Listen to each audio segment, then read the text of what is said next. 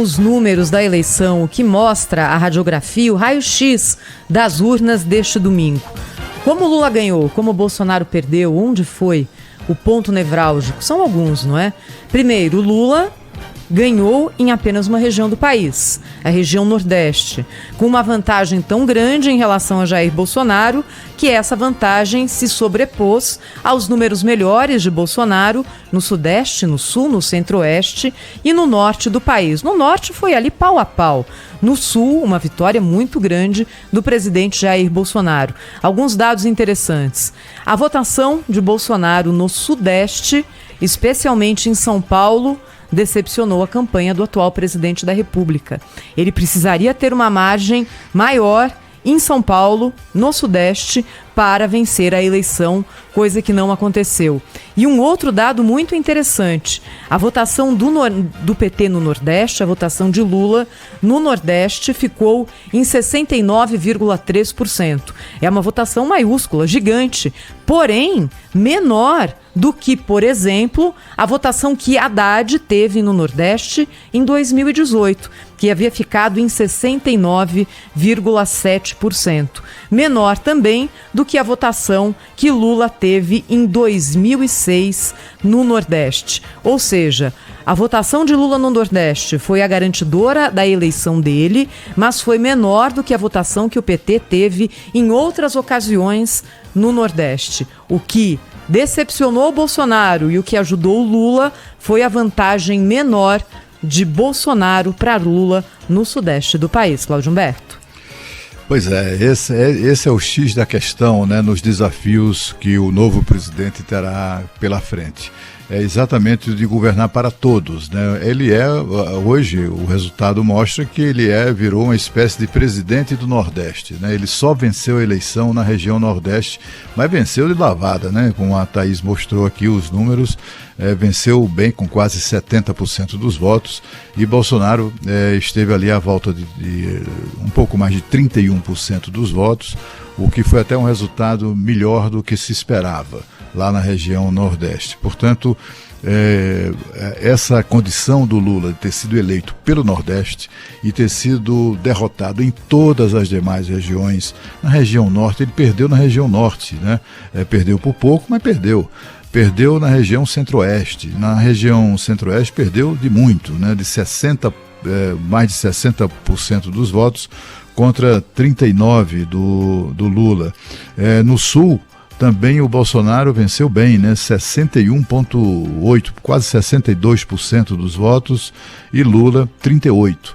Portanto, é um resultado que constitui um desafio não apenas para o presidente, talvez seja até um encargo demasiado para uma pessoa só, apesar da liderança que tem, essa de unir o Brasil, né? Porque a união só será possível se os brasileiros concordarem com ela, né? Se os brasileiros querem mesmo essa reconciliação, como eu acho que será, novamente os brasileiros vão dar essa demonstração de, como é que eu diria, até de maturidade política, etc. E essa reconciliação será menos problemática do que se imagina.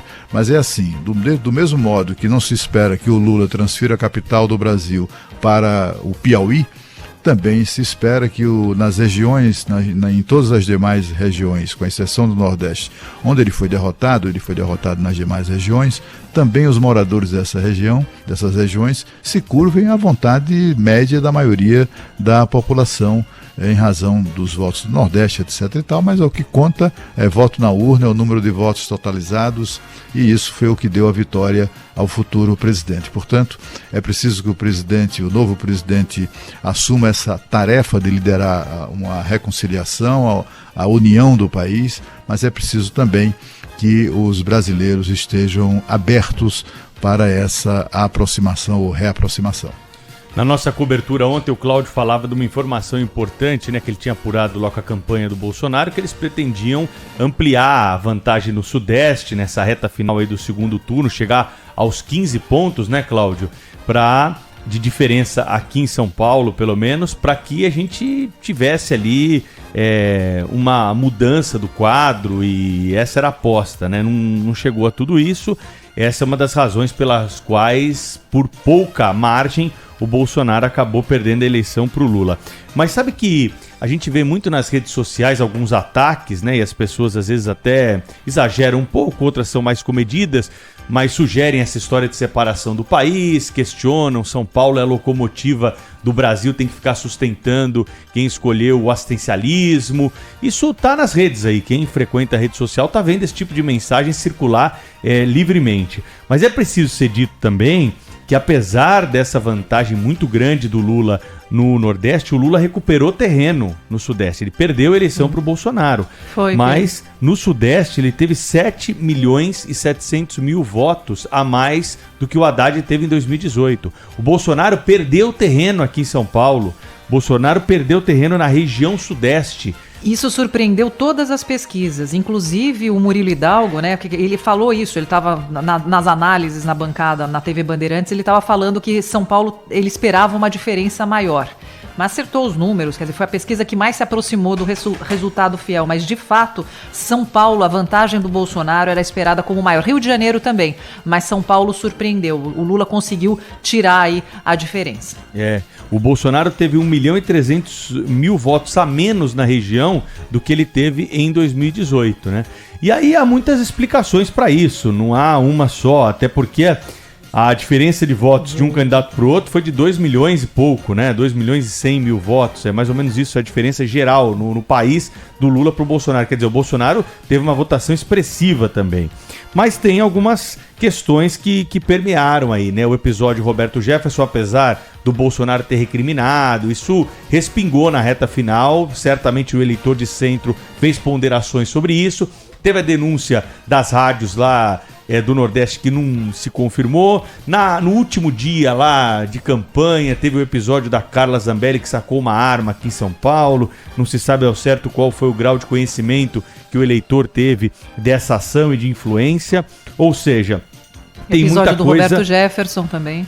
Tem muita coisa que acabou acontecendo nessa reta final da campanha. E também tem a postura do presidente. Teve muita gente, teve ouvintes até nossos que mandaram mensagem ontem aqui. A gente não colocou todas as mensagens no ar, algumas nem dá para colocar. Mas teve gente aqui falando, e é o eleitor que a gente sente aí nas ruas. Dizendo o seguinte, eu votei no Bolsonaro em 2018, me decepcionei com a postura dele, a falta ali de compromisso com a liturgia do cargo, sem ouvir as áreas técnicas, a questão da pandemia também, o comportamento que ele teve com a questão da cloroquina, de não comprar vacina.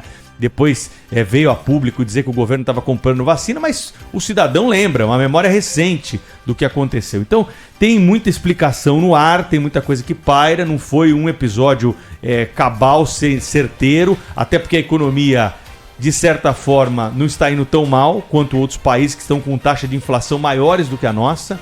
A Alemanha, a Itália, a Inglaterra, né? O Felipe Killing conta pra gente aqui a inflação por lá. E aqui Pedro, no Brasil posso te falar a inflação da Europa, que acabou de sair aqui fresquinha?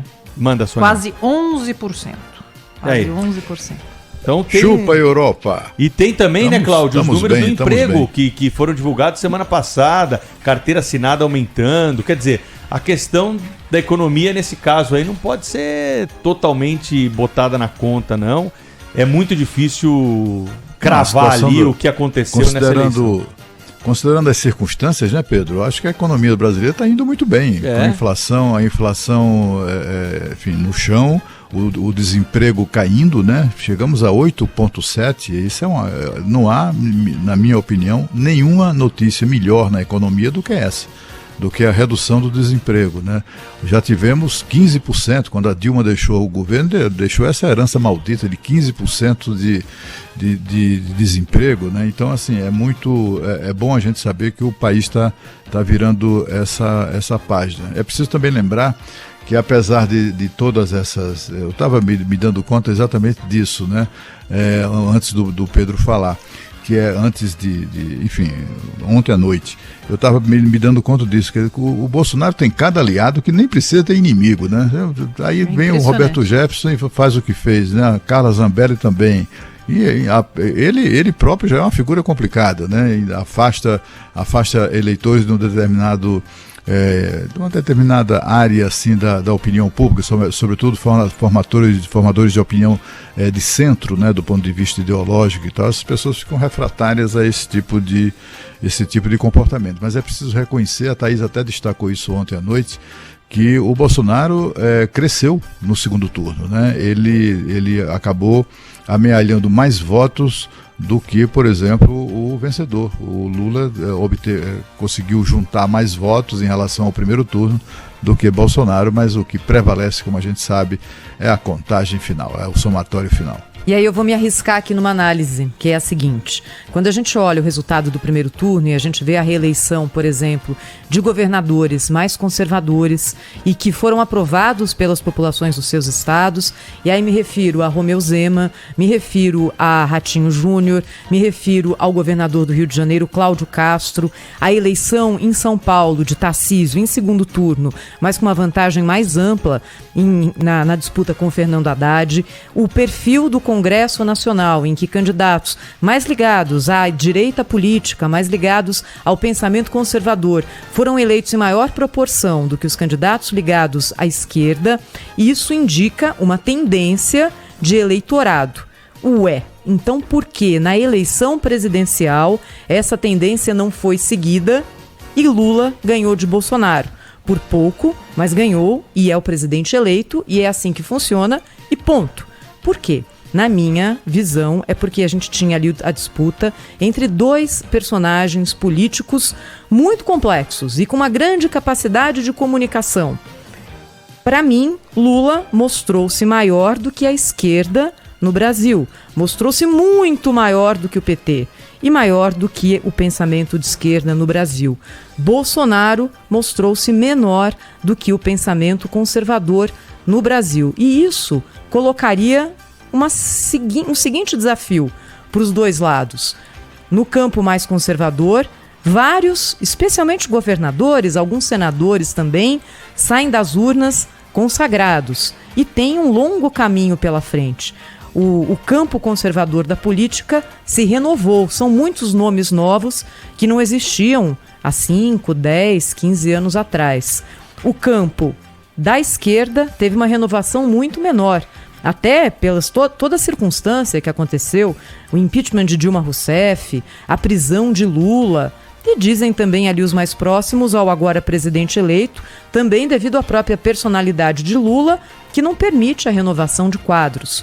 O fato é que a direita hoje está mais aparelhada em termos de políticos, para mim, do que a esquerda. E Lula se mostrou como personagem político maior do que Bolsonaro e, por um pouquinho, conseguiu levar uma eleição que, nas outras áreas, foi dominada pelo voto conservador. Minha gente, Thaís, como é que eu explico isso tudo para um marciano, hein, Sônia Bota? Olha, eu vou te dizer que você explicou muito bem para o marciano, explicou muito bem para o mundo. Gostei muito da análise e complemento com uma coisa, Thaís. O Lula só ganhou a eleição porque ele parou de falar para a esquerda só. Ele falou em unir o país, falou em centro e falou em direita. Inclusive, no último vídeo dele de campanha, tá ele assim: quero unir esquerda, direita, centro. E no discurso, já como presidente eleito, depois que o TSE proclamou aí o resultado, Lula falou que não foi o Lula e o PT que venceram a eleição, e sim um projeto. Então, eu acredito que isso tenha impulsionado aí a candidatura do Lula num Brasil que claramente o bolsonarismo entrou, né? No primeiro turno foi claro, tanto nos principais governos quanto no Congresso, que Lula vai pegar agora a partir de 1º de fevereiro.